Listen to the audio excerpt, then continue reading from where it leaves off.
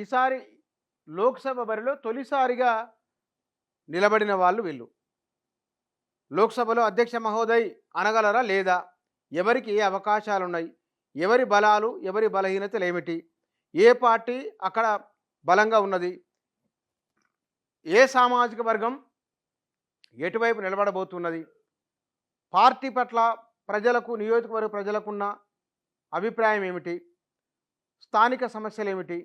జాతీయ స్థాయి పర్స్పెక్టివ్ ఏమిటి? ఇత్యాది విషయాలు ఈ 13 మంది రాజకీయ భవిష్యత్తు పైన ఆధారపడి ఉన్నాయి. మొదలు శానంపూడి సైదిరెడ్డి నియోజకవర్గం నల్గొండ బీజేపీ. కాంగ్రెస్ అభ్యర్థి రఘువీర్ రెడ్డి నుంచి గట్టి పోటీని ఆయన ఎదుర్కొంటున్నారు.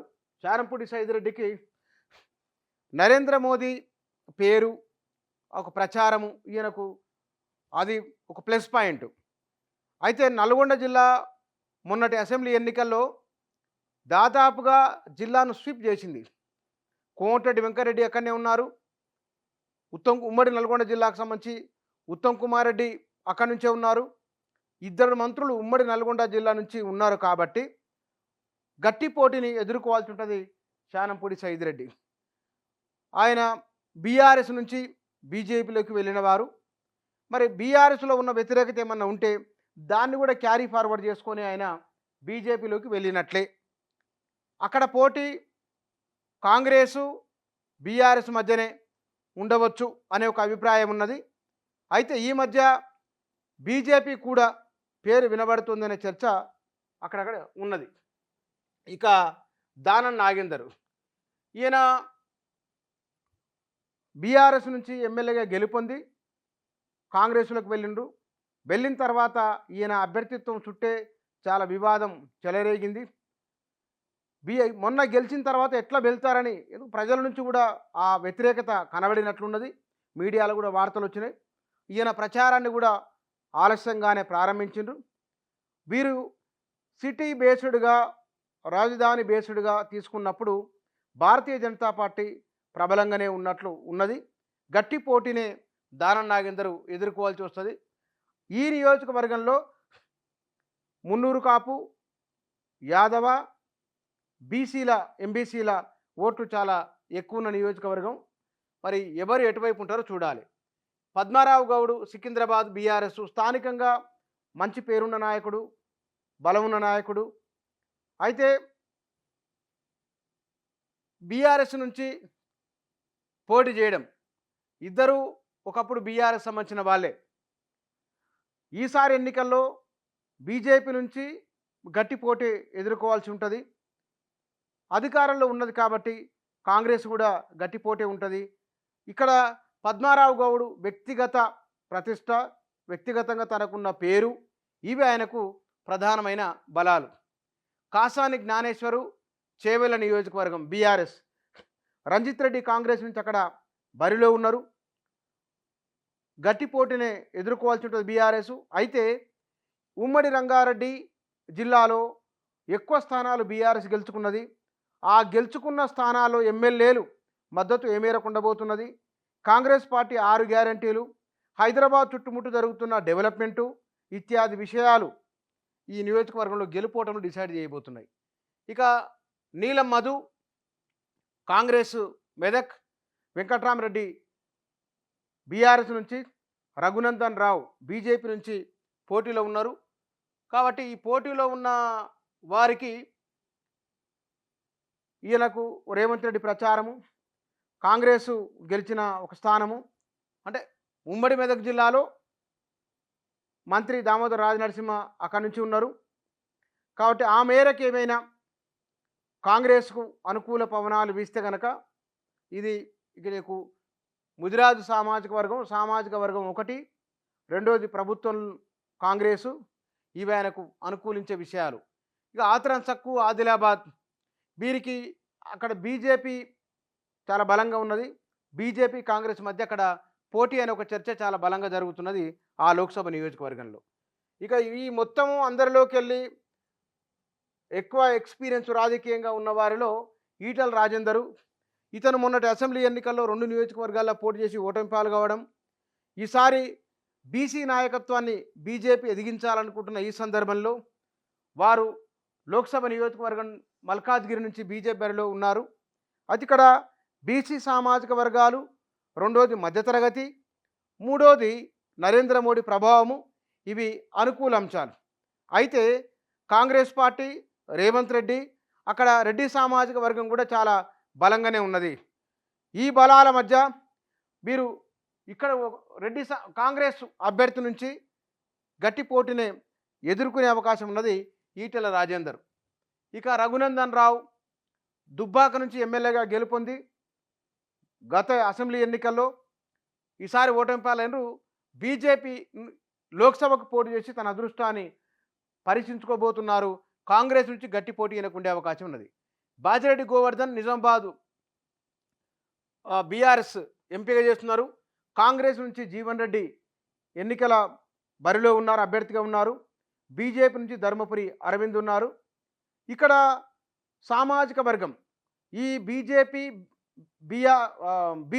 బీఆర్ఎస్ ఇద్దరు ఒకే సామాజిక వర్గానికి సంబంధించిన వాళ్ళు. కాంగ్రెస్ వేరే సామాజిక వర్గం.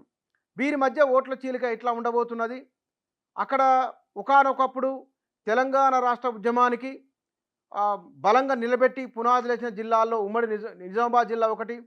మారిన పరిస్థితుల దృష్ట్యా ఎట్లా ఉండబోతున్నది అంటే కేసీఆర్ అమలు చేసిన పథకాలు, వ్యక్తిగతంగా బాజిరెడ్డికి ఉన్న పేరు, అదే ఆయనకు ఈసారి నిజామాబాదు లోక్సభ స్థానంలో ఆయనకు అనుకూలించే అంశం. ఇక్కడ పార్టీ బలం కొంత, వ్యక్తిగతంగా ఆయనకున్న పేరు పలుకుబడి అనుకూలించే విషయాలు. ఇక చల్లా వంశేందర్ రెడ్డి కాంగ్రెసు ఇక్కడ ఉమ్మడి మహబూబ్నగర్ జిల్లాలో ఎవరు ఊహించని విధంగా అసలు ఎక్కువ 14 గాను 12 అసెంబ్లీ స్థానాలు గెలుచుకున్నది కాంగ్రెసు. పైగా రెడ్డి సామాజిక వర్గ ప్రభావం ఉంటుందని ఇక్కడ బీఆర్ఎస్ అనుకున్న స్థాయిలో పర్ఫార్మెన్స్ చేయలేకపోయినప్పటికీ త్రిముఖ పోటీ ఇక్కడ ఉండే అవకాశం ఉన్నది. బీజేపీ, బీఆర్ఎస్, కాంగ్రెసు త్రిముఖ పోటీ ఉండే అవకాశం ఉన్నది ఈ నియోజకవర్గంలో. అయితే మూడు పార్టీల సామాజిక వర్గాలు ముగ్గురి బలాబలాలు తీసుకున్నప్పుడు కాంగ్రెసు అధికారంలో ఉండడము, రేవంత్ రెడ్డి ఉమ్మడి మహబూబ్నగర్ జిల్లాకు చెందినవారు కావడము, ఈ విషయాలు ఆయనకు కొంత అనుకూలించే అవకాశం ఉన్నది. ఆర్ఎస్ ప్రవీణ్ కుమారు నాగర్ కర్నూలు లోక్సభ నియోజకవర్గం, వీరు బీఆర్ఎస్ అభ్యర్థిగా బరిలో ఉన్నారు. భరత్ అక్కడి నుంచి బీజేపీ అభ్యర్థిగా ఉన్నారు. మల్లు రవి కాంగ్రెస్ నుంచి ఆ నియోజకవర్గం నుంచి బరిలో ఉన్నారు. ఇక్కడ భరత్, ఆర్ఎస్ ప్రవీణ్ కుమార్ ఒకే సామాజిక వర్గానికి సంబంధించిన వారు. మల్లు రవి ఎస్సీలో వేరే సామాజిక వర్గానికి సంబంధించిన వారు. ఇక్కడ మందా జగన్నాథం బహుజన్ సమాజ్ పార్టీకి వెళ్ళి పోటీ చేస్తున్నట్టు తెలుస్తున్నది. ఆయన అంటే ఒకే సామాజిక వర్గానికి సంబంధించిన వారి మధ్య ఓట్ల చీలిక ఎక్కువ ఉంటే అది బహుశా ఆర్ఎస్పీ గెలుపైన ప్రభావం ఉంటుందా అనేది ఒక అంశం ఉన్నది. రెండవది బీఆర్ఎస్ కూడా ఆ జిల్లాలో బలంగానే ఉన్నది. తక్కువ 10,000 లోపు ఓట్లతో ఓడిపోయిన ఎమ్మెల్యేలే ఎక్కువ ఉన్నారు కాబట్టి ఆ నియోజకవర్గంలో ఉన్న 7 అసెంబ్లీ స్థానాల్లో ఒకటి బీజేపీ బలంగా ఉన్న నియోజకవర్గం ఉన్నది. నాగర్ కర్నూలు, అచ్చంపేటలో కొంత మేరకు ప్రభావం ఉండవచ్చు. పోటీ మాత్రం కాంగ్రెసు బీఆర్ఎస్ మధ్య ఉండే అవకాశం ఉన్నది. ఆర్యు రమేష్ ఈయన వరంగల్ బీజేపీ అభ్యర్థి. బీఆర్ఎస్ నుంచి సంచలనాల మధ్య, సంఘర్షణల మధ్య ఆయన బీజేపీలో జాయిన్ అయినారు బీఆర్ఎస్ నుంచి. అక్కడ పోటీ కాంగ్రెస్ అభ్యర్థి కావ్య, వారు బీఆర్ఎస్ నుంచే కాంగ్రెస్లోకి వెళ్ళడము, ఈయన బీఆర్ఎస్ నుంచే బీజేపీలోకి వెళ్ళడము. బీఆర్ఎస్, బీజేపీ ఒకే సామాజిక వర్గానికి సంబంధించిన వారు. కాంగ్రెస్ కూడా అదే సామాజిక వర్గంలో ఉపకులానికి చెందినవారు. ఈ ముగ్గురి మధ్య పోటీ అనుకున్నప్పుడు వరంగల్ జిల్లాలో కూడా కాంగ్రెస్ హవానే అసెంబ్లీ ఎన్నికల్లో ఉన్నప్పటికీ వ్యక్తుల వారీగా తీసుకున్నప్పుడు వారి టీఆర్ఎస్, కాంగ్రెస్, బీజేపీలో ఈ నియోజకవర్గంలో ప్రధానమైన పోటీ బహుశా కాంగ్రెసు బీజేపీల మధ్య ఉండే అవకాశం ఉన్నది. ఇక కొప్పుల ఈశ్వర్ పెద్దపల్లి నియోజకవర్గం, సింగరేణి కార్మికుల ఓట్లు చాలా బలమైనవి. వీరికి కాంగ్రెస్ నుంచి ఉన్న బలమైన అభ్యర్థి ఉన్నారు ఫైనాన్షియల్గా. వీరు బీఆర్ఎస్, కాంగ్రెసు ఇద్దరు అభ్యర్థులు ఒకే సామాజిక వర్గానికి సంబంధించిన వారు. అక్కడ బీజేపీ అభ్యర్థిని మారుస్తుందా అనే చర్చ కూడా జరుగుతున్నది. ఆ మార్పులు చేర్పులు ఎట్లా ఉంటాయో చూడాలి. పెద్దపల్లిలో ఈ నియోజకవర్గంలో సింగరేణి ఉండడము, అది 13 అసెంబ్లీ నియోజకవర్గాల పైన సింగరేణి ఓటర్ల ప్రభావం ఉంటుంది. ఇక్కడ ఈయన కూడా సింగరేణికి సంబంధించిన వారే కాబట్టి కొంత సానుభూతి ఉంది అనే చర్చ జరుగుతున్నది.